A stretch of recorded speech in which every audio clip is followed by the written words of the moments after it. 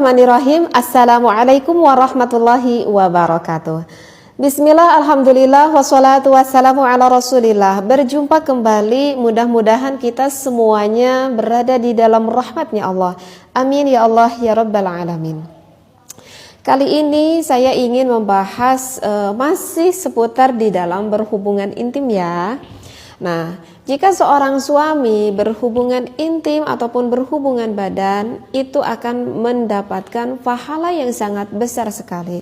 Jika kita melakukan berhubungan intimnya dipenuhi dengan rasa kasih sayang antara suami dan juga istrinya. Dan itu memang kan yang diharapkan oleh kita selaku pasangan suami istri.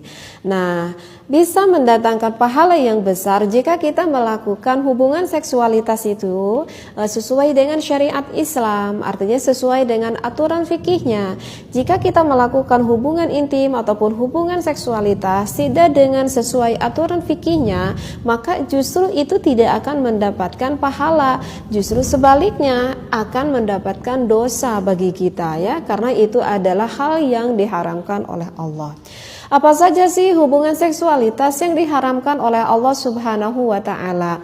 Nah, saya ingin menerangkan cukup satu saja kali ini ya. Insya Allah nanti untuk yang lainnya saya bahas di video-video selanjutnya. Nah, untuk yang pertama yang akan saya bahas, hubungan seksualitas yang diharamkan oleh Allah itu adalah jika suaminya melakukan seks anal kepada sang istrinya, ataupun di dalam kitab fikih dikatakan dengan lutiyatus sughra. Apa itu lutiyatus sughra?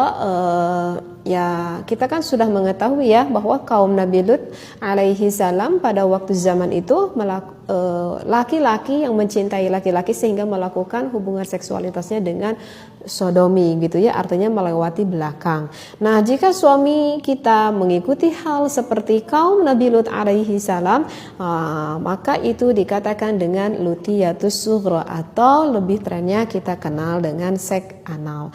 Jadi seks anal itu adalah ketika suami memasuki lubang, memasuki penisnya ke lubang anus sang istrinya, seperti itu. Dan itu adalah hal yang diharamkan oleh Allah. Bahkan di dalam kitab Sulam Taufik dikatakan itu termasuk min ma'asyil farji, termasuk dari beberapa macam maksiat farji kita.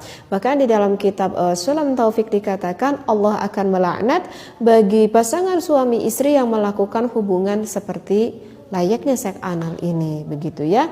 Nah, kecuali jika bertaubat ya. Jika bertaubat itu tentu Allah akan mengampuni segala dosa kita apapun sebesarnya dosa yang kita lakukan, seperti itu. Nah, yang apa itu Allah menciptakan apapun itu, Allah menciptakan apapun itu tentu itu pasti ada hikmahnya, artinya ada fungsinya lah, begitu ya. Dan kenapa Allah mengharamkan kita melakukan seks anal itu? Tentu setiap apa yang Allah haramkan, setiap apa yang Allah larang itu tidak akan mendatangkan kemaslahatan. Justru apa yang Allah haramkan tentu akan mendatangkan kemafsadatan, akan mendatangkan kemadaratan bagi kita yang melakukannya gitu. Karena saking sayangnya Allah, kata Allah jangan lakukan itu, karena kalau kamu lakukan itu nanti kemadaratannya yang dirasakan oleh siapa ya? Oleh kita sendiri. Karena itulah Allah larang. Nah, saya akan berbicara apa sih kemadaratannya gitu ya kalau kita melakukan hubungan seksualitas dengan suami kita dengan menggunakan seks anal tersebut. Nah, kalau secara medisnya tadi saya katakan ya bahwa Allah menciptakan apapun itu tentu ada fungsinya, begitu ya, sesuai lah gitu ya dengan apa yang Allah ciptakan atau dengan apa yang Allah buat.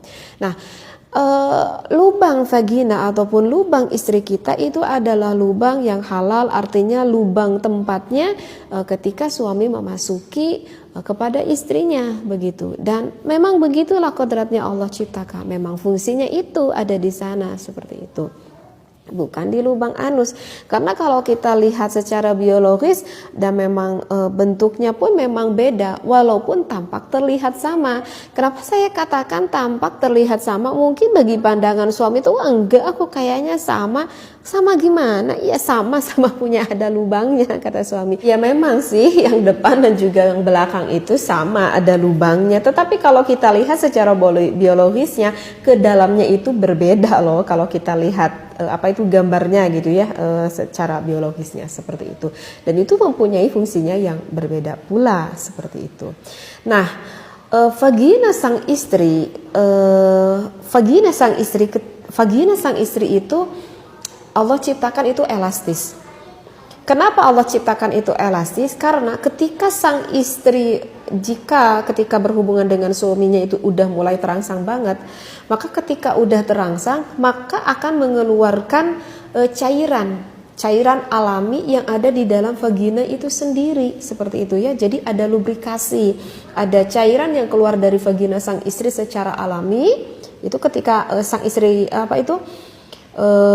udah mulai memuncak tuh akan keluar cairan seperti itu. Nah, cairan itu yang membuat elastis bentuk vagina kita gitu. Akan yang membuat elastis gitu. Nah, segini dulu deh ya. Nanti akan saya terangkan lebih lanjut. Sedangkan anus gitu yang diciptakan oleh Allah itu bukan untuk dimasukkan benda, apalagi yang dimasukkan untuk benda penis yang besar itu, bukan begitu. Karena memang lubang belakang ataupun anus baik laki-laki ataupun perempuan ketika dimasuki penis, walaupun istrinya itu udah mulai bergairah banget, itu nggak akan mengeluarkan cairan gitu. Jadi nggak akan mengeluarkan cairan, artinya nggak akan lubrikasi walaupun sang istrinya itu udah bergairah banget seperti itu.